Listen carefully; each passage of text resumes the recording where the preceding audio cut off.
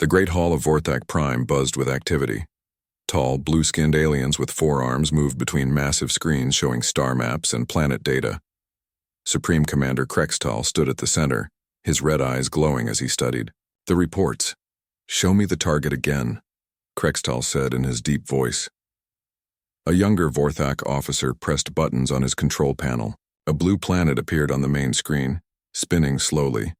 White clouds covered parts of the surface, and green and brown patches showed through. "This is Earth, Commander. Third planet from their star. The species calls themselves humans. Our scouts say they are very primitive. They just learned to travel between planets in their own system." Krextal moved closer to the screen, his forearms crossed behind his back. "What about their weapons?" "Basic projectile weapons and some energy cannons. Their fastest ships move at only half-light speed. They have no shields worth mentioning." The officer tapped his screen. "Our smallest battle cruiser could defeat their entire fleet." "Resources?" Krextal asked. "Excellent, Commander. Fresh water covers most of the planet, rare metals in the ground, and over 7 billion humans for labor camps. They breed quickly and work hard." The other commanders nodded agreement. General Vexmore stepped forward. "Commander, this conquest will be easy. We send 3 battle fleets. They surrender in days." "Simple." Krextal smiled, showing sharp teeth. "Prepare the fleets. We leave in 1 solar cycle." Meanwhile, far away on Earth, Captain Jiho sat in the United Earth Defense Command Center. Red warning lights flashed on the walls. Dozens of humans worked at computer stations, their faces worried. "Captain, deep space sensors show massive alien ship movements," reported Lieutenant Sujin. Her fingers moved quickly across her keyboard. 3 large fleets heading toward our solar system." Jiho stood up from his chair. He was a tall man with short black hair and serious eyes. "How long until they arrive?" 6 months, sir, maybe 7 if they stop for supplies." "What do we know about their weapons?" "Energy beams that can cut through our strongest metals. Shields that can stop our missiles. Ships 3 times bigger than our largest battleships." Sujin turned to face him. "Sir, we cannot win a direct fight." Jiho nodded slowly. He had expected this day would come. "Send a message to Admiral Junho. Tell him the invasion is starting. Use Code 7. "Code 7, sir?" "That activates the Silent Reach protocol." "Yes, it is time." Across the galaxy on Vorthak Prime, a human woman named Mina worked in her office in the Defense Ministry building. She looked exactly like a Vorthak, with blue skin and 4 arms. But this was not her real appearance. Advanced human technology changed her body and face to match the aliens perfectly. For 15 years, Mina had lived as Vorthak citizen Klextra. She had friends, a job, and even a small apartment in the capital city. The other Vorthaks trusted her completely. They never suspected that their helpful colleague was actually a human spy. Mina's computer chimed softly. A new message appeared on her screen. It looked like normal work data, but hidden inside the numbers was a coded message from Earth. The invasion fleets were coming. Her real mission was about to begin. She typed a quick response, then deleted it. The message would travel through secret communication networks to other human agents across the planet. Some worked in factories, others served in the military. A few had jobs in the government. All of them had been waiting years for this moment. In the maintenance tunnels below the main military base, Doyen cleaned dust from air filters. He wore the gray uniform of a maintenance worker. His supervisor, a large Vorthak named Groktal, barely noticed him anymore. "Finish Section 12 and go home," Groktal told him. "Tomorrow you clean the weapon storage areas." "Yes, Supervisor," Doyen replied in perfect Vorthak language. After Groktal left, Doyen opened his toolbox. Hidden inside was a small device that looked like a normal repair scanner. But this device could record the design of any Vorthak weapon or machine. For 3 years he had been copying their military secrets and sending the data to Earth. Tomorrow he would scan the newest Vorthak weapons. The information would help Earth's engineers build better defenses. In the Vorthak Science Center, Dr. Siak worked late in his laboratory. The other Vorthak scientists had gone home hours ago. Siak wore a white lab coat and safety glasses. His Vorthak disguise was perfect after 12 years of practice. His real name was Dr. Siak, and he was one of Earth's best scientists. The Vorthaks knew him as Dr. Velmar, a researcher studying new metals for spaceship construction. But Siak's real work was different. He studied Vorthak biology and technology. He learned how their life support systems worked. He discovered which chemicals could shut down their equipment.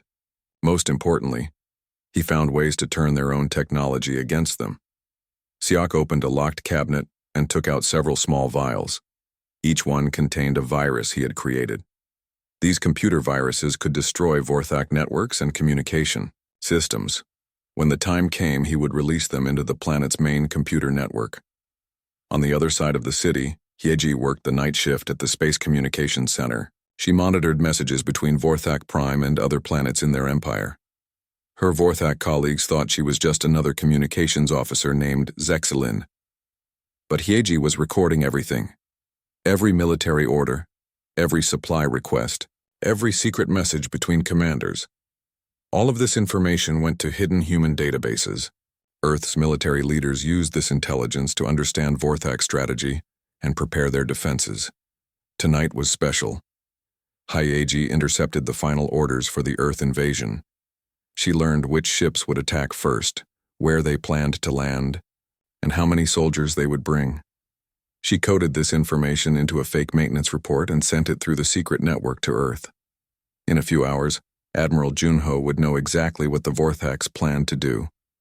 Back on Vorthak, Prime's main military base, Supreme Commander Krextal looked at the final preparations. His 3 battle fleets were ready. Each fleet had 50 warships, thousands of soldiers, and enough supplies to conquer and occupy a planet.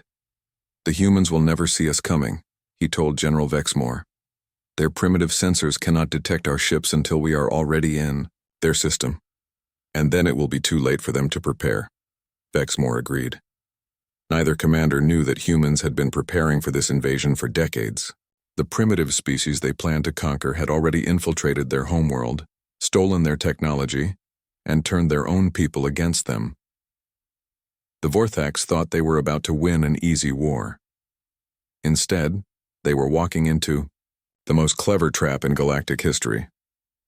The stage was set. The Vorthak invasion fleets prepared to depart for Earth, confident in their superior technology and numbers. But their enemies were already among them, ready to strike from within when the battle began. The Vorthak invasion fleet moved through hyperspace toward Earth. Inside the command ship, Supreme Commander Krextal studied battle plans. The journey would take 6 months, giving him time to prepare for what he thought would be an easy conquest. Had no idea that his enemies were already winning the war. On Vorthak Prime, Mina sat in her office reading intelligence reports. Her false identity as Klexitra had worked perfectly for 15 years. She had friends among the Vorthak staff, attended their social events, and even dated a few of their males. None of them suspected their trusted colleague was human. Her computer showed the daily military updates.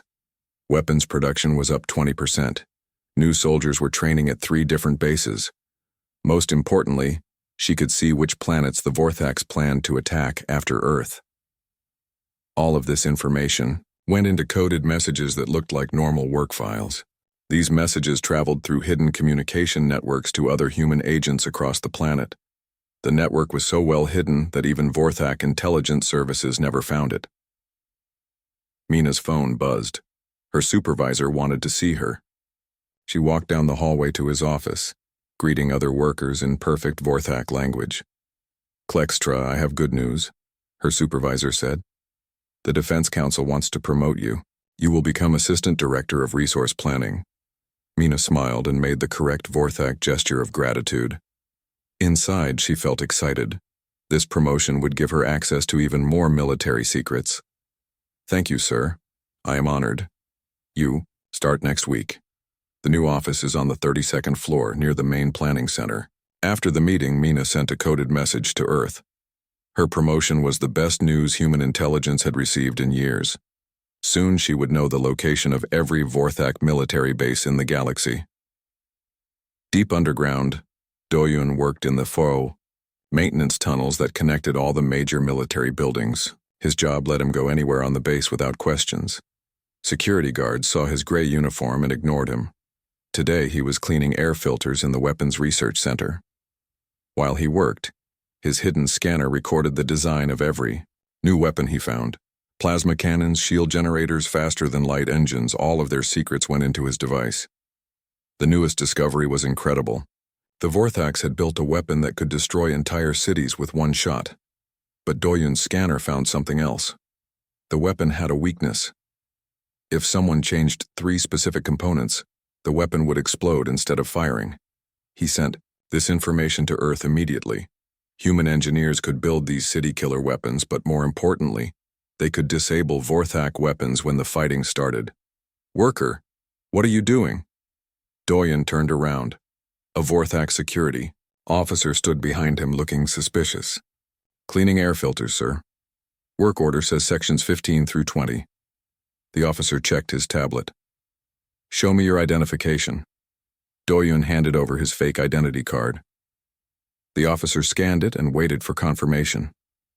For a moment, Doyun worried his cover was blown, but the scanner showed green. His identity was still secure. "Work faster. This area must be clean before the next shift arrives." "Yes, sir." After the officer left, Doyun continued his real mission. He had learned to stay calm during these encounters. Fear would make him act suspiciously.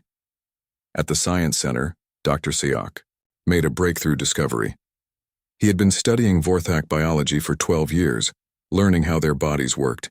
Today he found something that could change everything. All Vorthaks had the same genetic weakness. A specific virus could make them very sick without killing them. Sick enough that they could not fight, but not so sick that other species would call humans murderers. Siak created samples of this virus and tested it on Vorthak tissue samples. It worked perfectly. In a few hours, any Vorthak who breathed this virus would become too weak to stand. He loaded the virus into the air circulation system's maintenance computers. When he activated it, every building on Vorthak Prime would spread the virus through their air systems. The entire planet would be helpless in less than 1 day, but Siak would wait. The virus was his emergency weapon, only to be used if the human agents were discovered. His computer chimed with a new message. It looked like a routine science report, but the hidden code told him about Mina's promotion. Soon they would know every Vorthak military secret in the galaxy. Across the city, Hyeji monitored communications from the Space Center. Her shift started at midnight when most Vorthaks were sleeping. This gave her access to the most secret messages. Tonight she intercepted something amazing. The Vorthak military was planning to attack 5 more planets after they conquered Earth. But the messages revealed something else.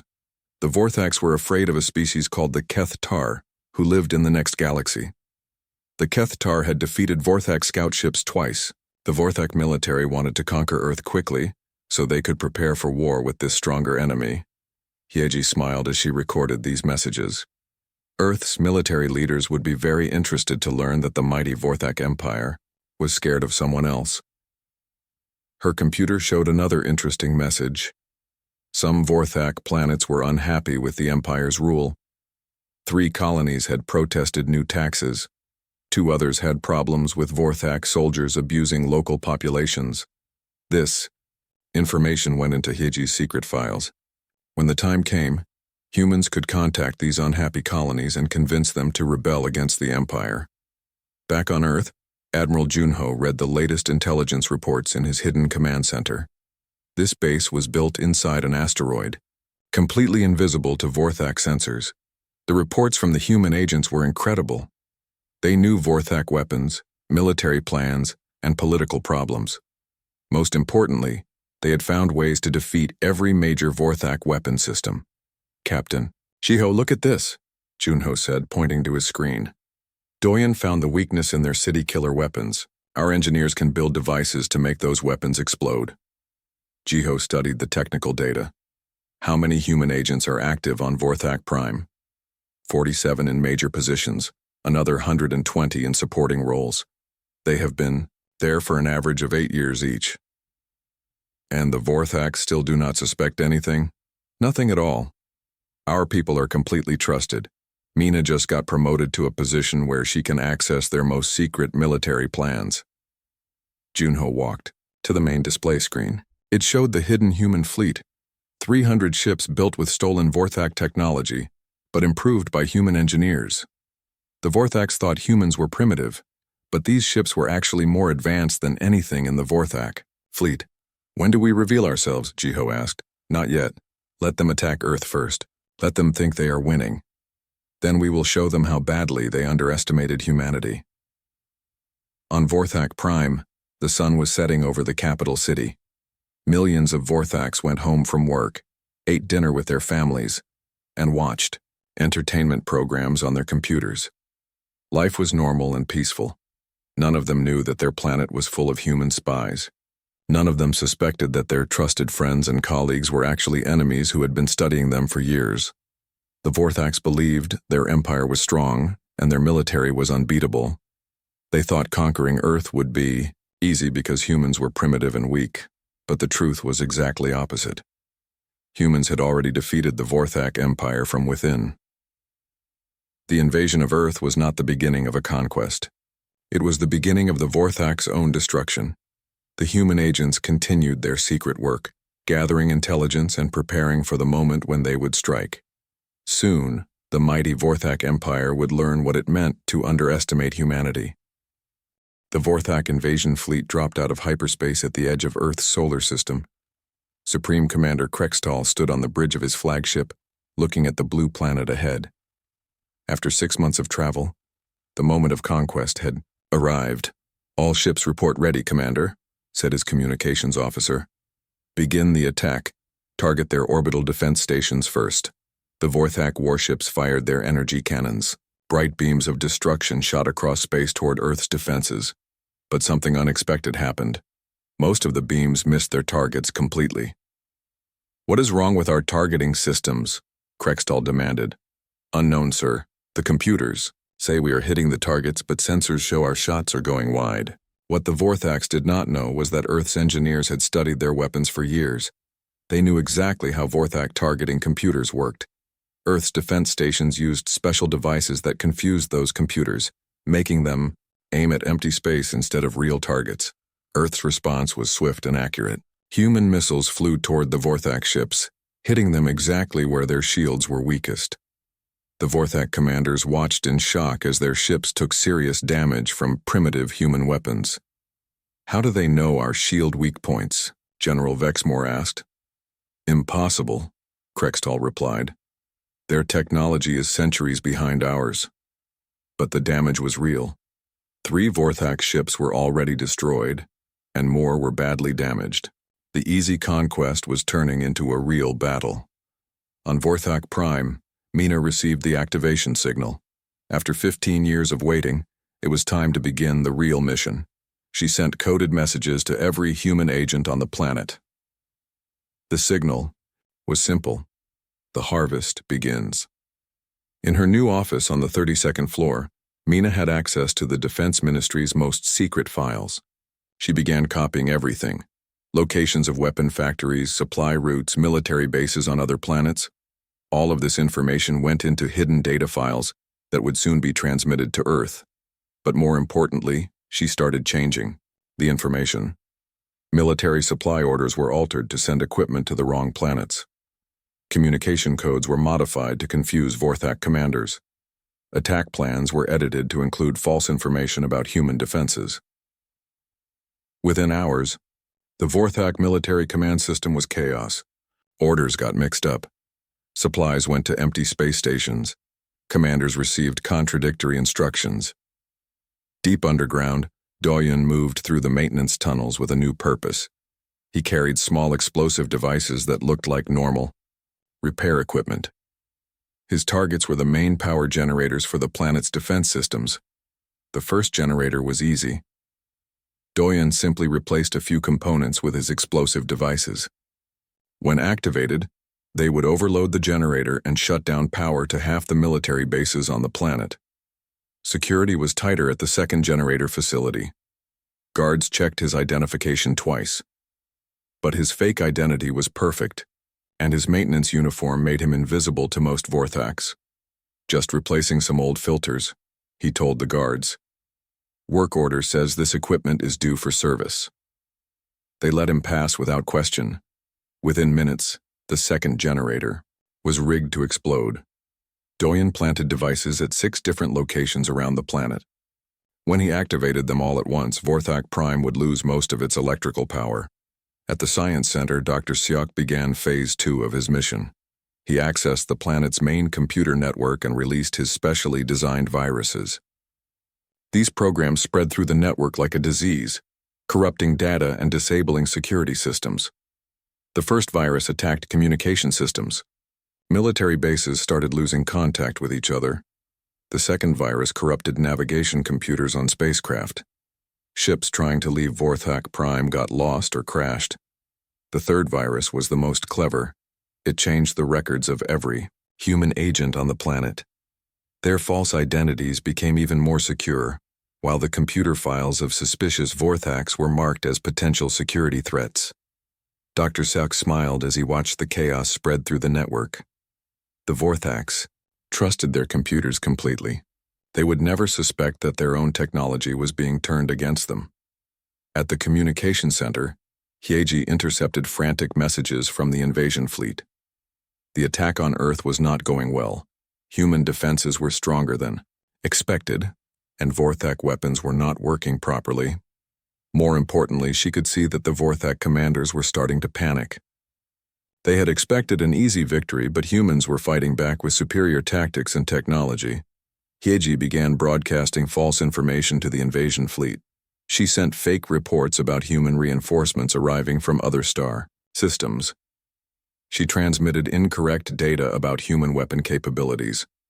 Most cleverly, she sent conflicting orders that made the Vorthak ships fight each other instead of working together. The invasion commanders started making mistakes because they no longer knew what to believe. Meanwhile, the battle around Earth intensified. Captain Jiho led a squadron of human fighters against a group of Vorthak cruisers. His ships looked small and weak compared to the massive alien vessels, but they were actually faster and more maneuverable. Target their engine sections, Jiho ordered. We know exactly where their reactors are located. The human pilots followed precise attack patterns based on stolen Vorthak ship designs. Every shot hit exactly where it would cause maximum damage. The Vorthak cruisers were destroyed quickly and efficiently. Sir, more enemy ships approaching from Sector 7, reported his wingman. Let them come. Admiral Junho's fleet is waiting for them. Hidden on the dark side of the moon, Admiral Junho watched the battle through his sensors. The Vorthak invasion force had committed most of their ships to the attack.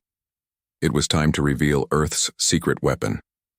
All ships begin decloak sequence, Junho ordered. 300 human warships became visible around Earth. Each ship was built using advanced Vorthak technology, but improved by human engineering. They were faster, stronger, and more heavily armed than anything in the Vorthak fleet. The Vorthak commanders stared in shock at their sensor screens. Where had this massive human fleet come from? According to their intelligence, Earth barely had 50 combat ships. Impossible, Supreme Commander Krextal whispered. How did they build so many advanced ships? He did not know that humans had been stealing Vorthak technology for decades. Earth's hidden shipyards had been working constantly to build this fleet using the enemy's own designs. The human ships attacked with devastating precision. They knew every weakness of Vorthak technology because they had studied it for years. Vorthak shields failed, weapons overheated, and engines exploded under the human assault. Back on Vorthak Prime, the planet's defenses were crumbling. Power. Failures spread across the continents as Doyen's explosive devices destroyed key generators. Computer networks crashed as Dr. Siok's viruses corrupted essential systems. In the Defense Ministry, Mina accessed the most secret files in the Vorthak Empire. She found the locations of every military installation, the passwords for all communication networks, and the personal files of every high-ranking commander.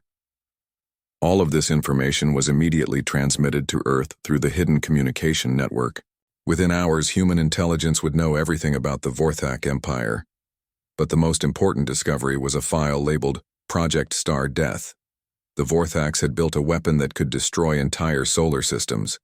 The weapon was hidden on a secret base in deep space, ready to be used if their empire was ever threatened.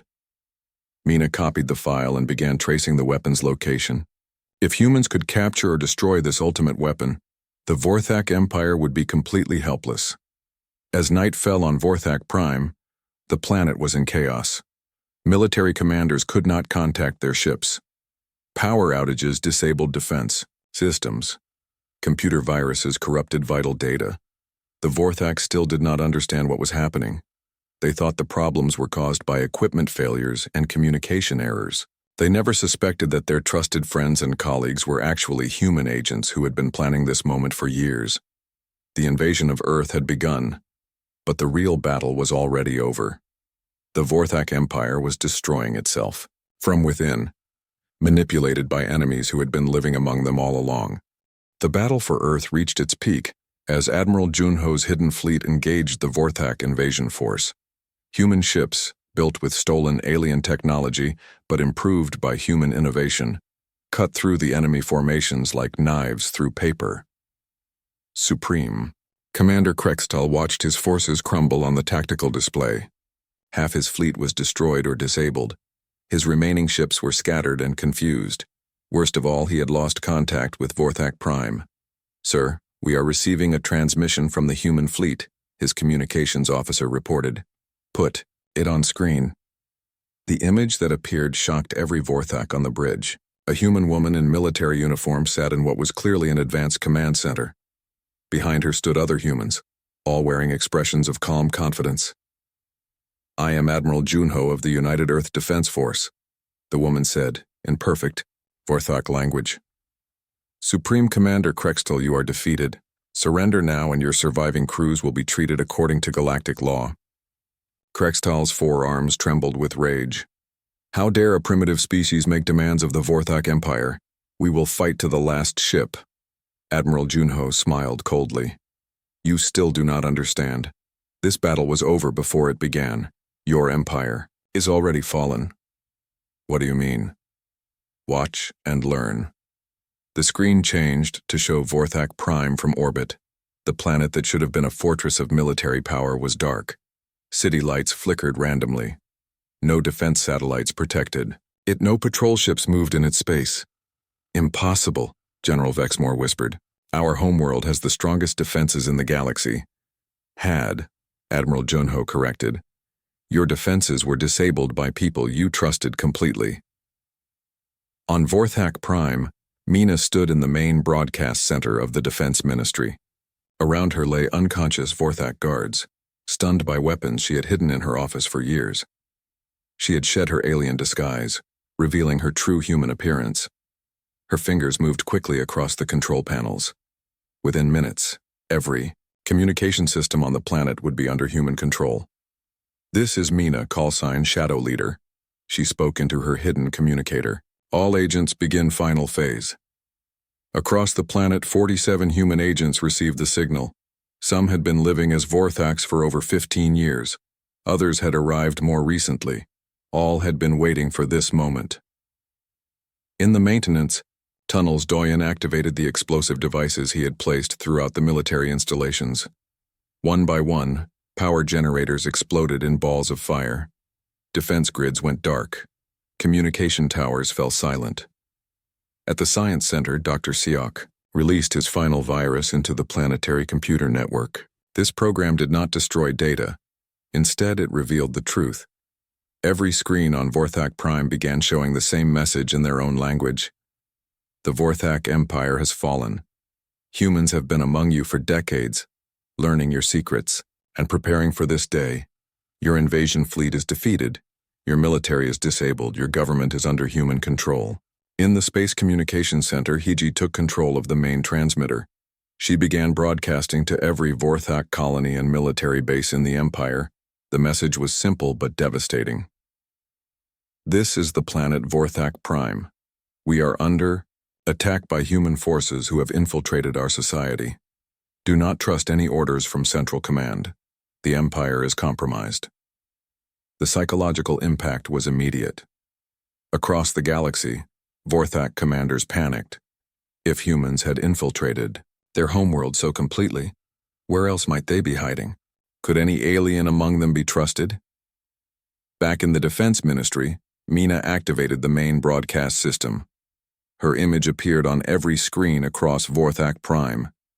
She spoke in fluent Vorthak, but her message was clear. She was human. People of Vorthak Prime, she began. My name is Commander Mina of Earth's Silent Reach Intelligence Service. For 15 years I have lived among you as Klextra, your colleague and friend. The camera pulled back to show dozens of other humans in the broadcast center. All had shed their alien disguises. All spoke perfect Vorthak language. We are not your enemies, Mina continued. We came here to learn about your empire because we knew this day would come. You planned to conquer our world, so we conquered yours first. On the flagship of the invasion fleet, Supreme Commander Krextal stared at the broadcast in horror. The human female on screen began listing classified military information that only the highest commanders should know. Your Project Star Death weapon is located at coordinates 847.3 by 291.7 in the Kethvar system, Mina said. The access codes are Delta 77 Alpha 9. Your emergency evacuation plans call for retreat to Base Omega in the crashed star nebula. Every piece of information was correct. Every secret was revealed. The Vorthak Empire's most protected intelligence was being broadcast across the galaxy. How is this possible? Krextal demanded. Admiral Junho's image returned to his screen. Your people are very trusting, Commander. They welcomed refugees from distant worlds. They never suspected those refugees were human scouts, studying your society and preparing for infiltration. You sent spies disguised as aliens? We sent our best people to live among you. They learned your language, your culture, your technology. They became your friends, your colleagues, even your lovers. And all the time they were sending information back to Earth. General Vexmore collapsed into his chair. The implications: how many of our people are actually humans? Enough, Admiral Junho replied. Enough to disable your defenses, steal your technology, and turn your own systems against you. The broadcast from Vorthak Prime continued. Dr. Syok appeared on screen, speaking from his laboratory. I am Dr. Syok, known to you as Dr. Velmar. For 12 years I studied your biology and technology. Every advance your scientists made, I reported to Earth. Every weakness I discovered, I exploited. He held up a small vial filled with blue liquid. This virus will make any Vorthak too sick to fight. It is already loaded into your air circulation systems. I can release it with a single command. Doyen appeared next, standing in a power station surrounded by damaged equipment. I am Engineer Doyen. You knew me as maintenance worker Kreldos. I have been sabotaging your infrastructure for 3 years. Every critical system on this planet has hidden weaknesses that only I know how to exploit. Finally, Hyeji spoke from the communication center. I am Agent Hyeji, your communications officer Zexalin. Every secret message your commander sent, I intercepted. Every military plan you made, I reported to Earth. Your enemy knew your strategies before your own soldiers did. The revelation was complete. The mighty Vorthak Empire had been infiltrated, studied, and defeated by the primitive species they had planned to conquer. On the invasion fleet, panic spread through the ranks. If their homeworld was compromised, what hope did they have? How could they trust their own people when humans had been living among them for decades? Supreme Commander Krextal tried to maintain control, but his officers were already talking about surrender. The psychological warfare was working perfectly. Admiral Junho made her final offer. Commander, your empire is finished. Your homeworld is under our control. Your fleets are scattered, your colonies are in rebellion. Surrender now and we can discuss terms. What terms? Krextal asked weakly. Complete withdrawal from Earth, liberation of all conquered worlds, dismantling of your military forces, and reparations to every species your empire has enslaved. And, if we refuse, then we release the virus Dr. Syok created. We activate the hidden explosives in your cities. We turn your own weapons against your people. We destroy your empire completely. Krextal looked around his bridge at the faces of his officers. They were defeated and they knew it. The humans had outplayed them completely. I need time to consider. You have 1 hour, Admiral Junho said. After that, we begin the final phase of our operation. The screen went dark, leaving the Vorthak commanders alone with their shame. They had underestimated humanity and now they were paying the ultimate price. The revelation was complete. The galaxy would never again make the mistake of calling humans primitive. Supreme Commander Krextal sat alone in his command chamber, staring at the tactical display that showed his broken fleet. In 1 hour, he would have to make the most difficult decision in Vorthak history. His pride wanted to fight to the death, but his duty to his people demanded he consider surrender. Around Earth, the battle had stopped.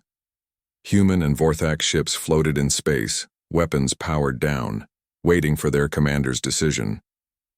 The silence was more terrible than the sound of battle had been. On Vorthak Prime, Mina walked through the Defense Ministry building that had been her workplace for 15 years. Vorthak civilians and military personnel watched her pass, their faces showing confusion and fear. Some of these aliens had been her friends. She had attended their celebrations, shared their meals, and listened to their problems. Klextra, one of her former colleagues, called out, "Is it true? Are you really human?" Mina stopped and turned to face the young Vorthak female who had worked in the office next to hers. "Yes, Vilara. I am human, but our friendship was real." "How could you lie to us for so long?" "Because your empire planned to conquer my world and enslave my people. I did what I had to do to protect them." The Vorthak female's forearms shook with emotion. "We trusted you, and I never betrayed that trust unless it was necessary to save lives. I could have killed many of you, but I chose not to. Even now, my people are showing mercy your empire never would have given." In the communication center, Hieji monitored messages from across the Vorthak Empire. The news of human infiltration had spread to every colony and military base. Some commanders were panicking, others were angry. A few were impressed by human cleverness. Most importantly, the subject worlds of the Empire were beginning to rebel. Species that had been conquered decades ago saw this as their chance for freedom. Uprisings were starting on 12 different planets. "Mina, you need to see this," Hieji called out. On her screen was a message from the Kethvar system, where the Star Death weapon was hidden. The base commander was requesting immediate evacuation. He had heard about the human infiltration and was afraid his own alien workers might be human spies. "Panic is spreading faster than our agents ever could," Hieji observed. "They are destroying their own empire through fear." Dr. Seok arrived at the communication center carrying a data pad filled with technical information. "I have finished analyzing their Star Death weapon. The good news is that we can disable it remotely using their own computer systems." "And the bad news?" Mina asked. "They built 12 of them. The one at Kethvar is just the first. The others are hidden throughout their empire." Mina frowned. Even in defeat, the Vorthaks were dangerous. Those weapons could destroy entire solar systems, including Earth. "Can we find them all?" "With the computer access I have now, yes, but it will take time. Then we make finding those weapons part of the surrender terms." Doyen joined them, still wearing his maintenance uniform but no longer hiding his human appearance. "The power grid is completely under our control. I can shut down any city or military base with a simple command." "What about their space forces? Most of their ships depend on supplies from Vorthak Prime. Without fuel and parts, they cannot operate for more than a few months." Mina nodded. The humans had achieved total victory through patience and planning. Now came the harder task of managing that victory wisely. On the invasion fleet flagship, Supreme Commander Krextal made his choice. He activated the communication system and sent a message to Admiral Junho. "I accept your terms," he said simply. "The Vorthak Empire surrenders, unconditionally." Admiral Junho received the message while standing on the bridge of her command ship. Around her, human officers maintained professional expressions. but she could see the relief in their eyes. The war was over, and humanity had won. Commander, Krextel, you have made the wise choice. Order your ships to power down all weapons and prepare to be escorted to neutral space. What happens to my crews? They will be repatriated to Vorthak worlds after we establish the new government. Your people will not be harmed if they cooperate with the transition. And what of the Empire itself? That depends on how well your people adapt to freedom. Within hours, the news spread across the galaxy. The mighty Vorthak Empire had fallen to a species they had considered primitive. Humans had achieved victory not through superior firepower, but through intelligence, patience, and careful planning. On liberated worlds throughout the Empire, celebrations began. Species that had been enslaved for generations were finally free. Many sent messages of gratitude to Earth, offering alliance and friendship. Captain Jiho led a squadron of human ships to escort the defeated Vorthak fleet away from Earth. As they traveled, he opened a communication channel to Supreme Commander Krextal. Commander, I want you to understand something. Humans do not seek to replace your empire with our own. We fight only to protect ourselves and free the oppressed. Krextal's image appeared on screen, showing a broken leader who had aged years in a single day. Then what do you want from us? To learn to live in peace. Your people have advanced technology and knowledge that could benefit the entire galaxy. But first you must learn that conquest is not the path to greatness. And if we refuse to change, then you will remain isolated and irrelevant while the rest of the galaxy moves forward without you. The journey to neutral space took several days. During this time, human and Vorthak officers began talking to each other. Many Vorthaks were curious about how humans had achieved such a complete victory.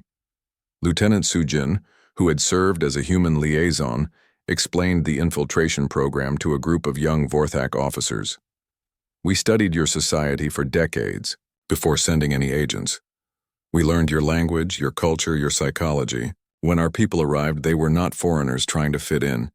They were perfectly prepared to become part of your world. But how did you hide your true nature for so long? Asked a Vorthak communications officer. Advanced biomodification. Technology changed our agents' appearance. Psychological training helped them think and act like Vorthaks. But most importantly, they genuinely cared about the people they worked with. The relationships they built were real, even if their identities were false. This explanation troubled many Vorthaks. They realized that their empire's strength had been an illusion. If humans could infiltrate them so completely, what other species might have done the same? Meanwhile, on Vorthak Prime, the transition to human control was surprisingly peaceful. Most civilians accepted the change because they saw that the humans were not interested in revenge or domination.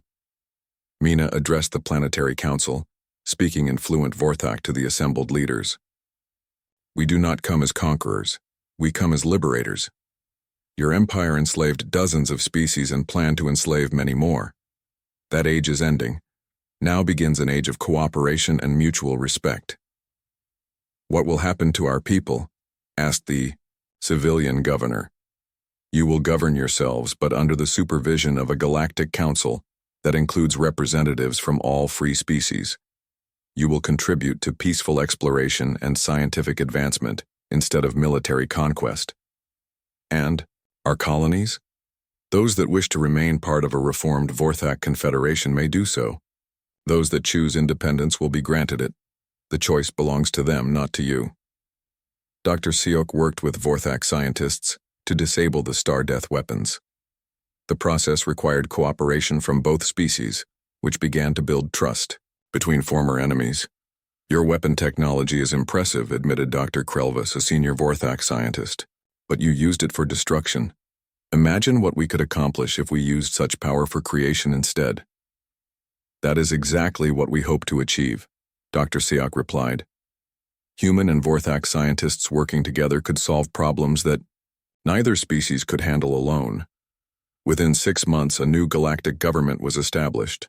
The Galactic Federation included humans, reformed Vorthaks, and dozens of previously enslaved species. Admiral Junho became the first Supreme Commander of the Federation fleet, while Captain Jiho was promoted to Admiral and given command of the Exploration Division. The former human agents found new roles in the transformed galaxy. Mina became Earth's ambassador to the Vorthak worlds, using her deep understanding of their culture to help build lasting peace. Doyen led engineering teams that converted Vorthak military bases into research stations and manufacturing centers for peaceful purposes. Hiji established the Interspecies Intelligence Service, not for espionage, but for preventing conflicts through better communication between different species. Dr. Seok headed joint research programs that developed new technologies to help all species prosper. Supreme Commander Krextal, after a period of house arrest and re-education, was allowed to serve as a military advisor to the Federation. His knowledge of Vorthak tactics and psychology proved valuable in negotiations with other potentially hostile species. The galaxy learned an important lesson from humanity's victory. Superior technology and military force were not enough to guarantee success. Intelligence, patience, and the ability to understand one's enemies were far more powerful weapons. Years later, when new species were contacted by the Federation, they were often told the story of how humans defeated the Vorthak Empire. The tale served as both warning and inspiration,